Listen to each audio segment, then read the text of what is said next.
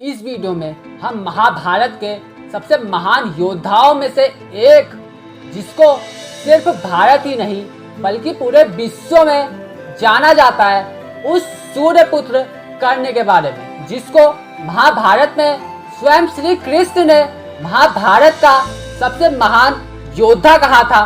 उस सूर्यपुत्र कर्ण के बारे में 4 बातें हम सीखेंगे कर्ण से। पहली बात, दानवीर कर्ण। जो कर्ण था वो महादानी था, दानवीर के नाम से वो पूरे विश्व में प्रसिद्ध था। उसने एक वक्त ऐसा बनाया था जिसमें वो प्रजा को कुछ भी दान देने को तैयार रहता था।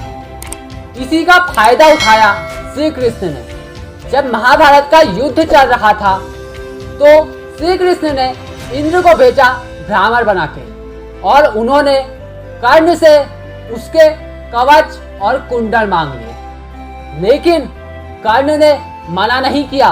उसने तुरंत अपने कवच और कुंडल उतारे और उनके हाथ में रख दिए। उसके बाद दुर्योधन आया और उसने बोला कि तुम्हारे साथ छल हुआ है, ये तो देवराज इंद्र है।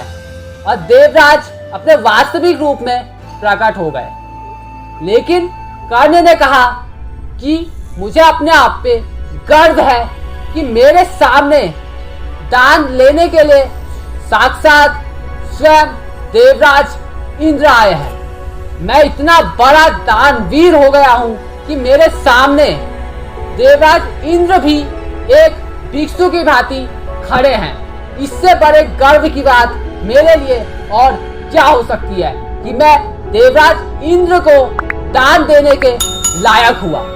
तब इंद्र ने कहा कि मैं तुमसे बहुत ज्यादा प्रसन्न हूं। तुम सच में इस विश्व के सबसे महान दानवीर हो। जब महाभारत का युद्ध चल रहा था तो कुंती कर्ण के पास आई और कुंती ने कहा कि तुम पांडवों के बड़े भाई हो और क्या तुम अपने भाइयों को मारोगे। तब कर्ण ने कुंती को एक वचन दिया कि मैं सिर्फ अर्जुन पे ही वार करूंगा और तुम्हारे 5 पुत्र सदा जीवित रहेंगे। या तो मैं मरूंगा या अर्जुन मरेगा, मैं और किसी पुत्र पे वार नहीं करूंगा।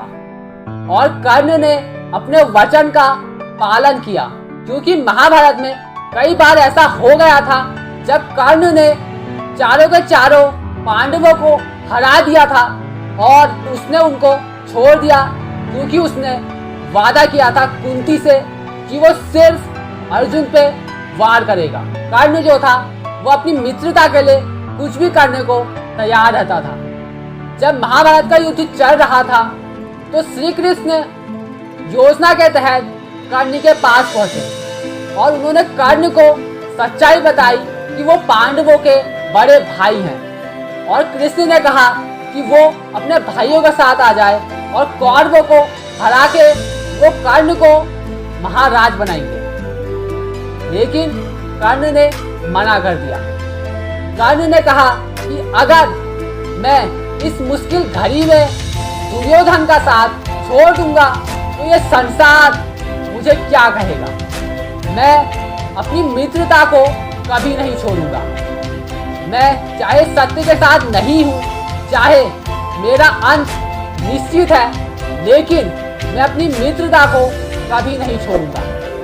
श्री कृष्ण ने कर्ण को महान योद्धा कहकर पुकारा था। जब महाभारत का युद्ध चल रहा था और अर्जुन और कर्ण आमने सामने थे तो उस टाइम पे जब अर्जुन ने कर्ण के ऊपर कई बार चलाए तो जो कर्ण का रथ था वो 30 गज से ज्यादा पीछे को चला गया था। लेकिन जब कर्ण ने अर्जुन के ऊपर बार चलाए तो उसका जो रथ था वो 2 गज तक ही गया।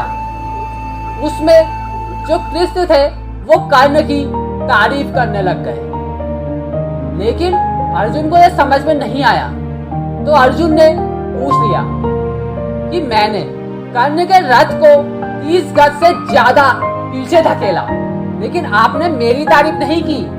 लेकिन जब कर्ण ने मेरे रथ को सिर्फ 2 गज तक पीछे धकेला तो आप उसकी इतनी तारीफ कर रहे हैं, ऐसा क्या है उसमें जो मुझ में नहीं? तब श्री कृष्ण ने कहा कि कर्ण के रथ में स्वयं कर्ण और शल्य बैठे हैं, लेकिन तुम्हारे रथ में तुम्हारे साथ साथ मैं श्री कृष्ण इस दुनिया का पालनहार और स्वयं हनुमान जी बैठे हैं। और अगर कर्ण इसको एक उंगली के बराबर भी हिला पाता है तो इससे बड़ा महान योद्धा कोई नहीं हो सकता, क्योंकि इस रथ को हिलाना बड़े से बड़े योद्धाओं के बस की बात नहीं।